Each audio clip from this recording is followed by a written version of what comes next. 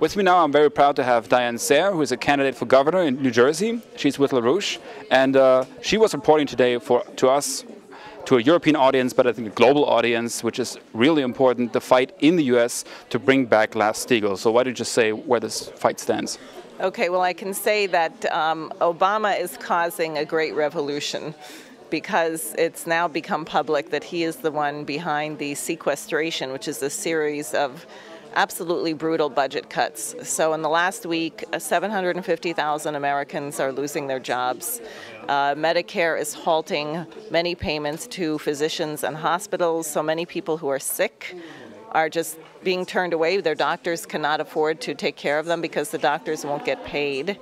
And therefore, the population is really at a boiling point. And frankly, when the Cyprus developments hit and it became clear, and of course we broadcast this because it wasn't really covered in the US media as it should have been, that the origin of this policy was way back in 2010 when they rammed through the Dodd-Frank bill. And in fact, the Dodd-Frank bill says that so-called unsecured deposits, which means amounts over the FDIC guaranteed limit, can be used for bail-in.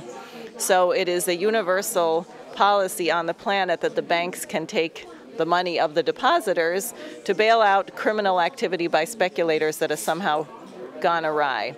And this was not missed on the American population. So between the idea that you can drop dead if you're sick, if you're elderly, if you're disabled, and they're going to steal your money, people are quite agitated and looking for leadership.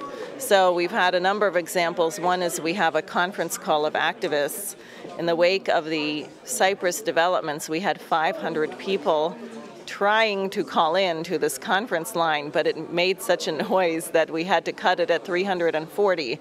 But you can imagine 340 angry people who want to be active across the United States, and then they can be deployed centrally to go to their congressman, go to their state house. So we had a day of action in Sacramento with about 12 non-full-time organizers, just 12 ordinary people with our members, which was phenomenally effective. We're doing the same thing in Albany, New York this week, and that's the way we've gotten these resolutions. We have 2 states that have passed resolutions in support of the Glass-Steagall bill. That's South Dakota, which was done by a group of very aggressive farmers, and they're moving on to Minnesota, and they just got it introduced there. And then the state of Maine, which passed unanimously, and the original sponsor is very sharp. He's been in touch, I think, with our organization for some time. So he put out a very targeted press release to the senator from Maine, because we don't yet have a bill in the Senate. And that's the next big fight. But I just can say, and I reported here, that there is a real shift in the American population. People are not suicidal. They're going to fight. They're not going to drop dead. And I think actually carrying the resolution that was passed here today to give Americans a whole extra dimension that there are people in the world who agree, but whose action does not mean as much. If smaller countries pass Glass-Steagall, unless the United States does it, we don't win.